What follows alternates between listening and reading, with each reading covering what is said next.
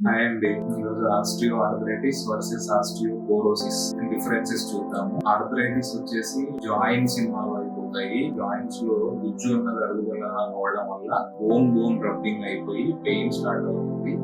Obesity ఉన్న individual లో వచ్చే అవకాశం అవడం వల్ల అరుగుదల అవ్వడం వల్ల మనకు ఆర్థరైటిస్ వచ్చే అవకాశం ఉంది. ప్రివెన్షన్ చేయడానికి మనం కొంచెం regular exercises, regular walking daily 30 minutes తర్వాత వెయిట్ బేరింగ్ ఎక్సర్సైజెస్ చేసుకోవాల్సి ఉంటుంది.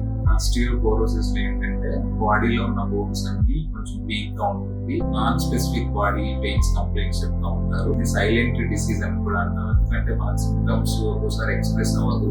ఎక్స్రేలో మనకు బోన్ క్వాలిటీ చూస్తే సివియర్ ఆస్టియోపోరోసిస్ గా మనకు బయటపడుతుంది. మెయిన్ గా ఇది మెనోపాజ్ వచ్చిన తర్వాత వాళ్ళు ఎక్కువగా ఉంటుంది.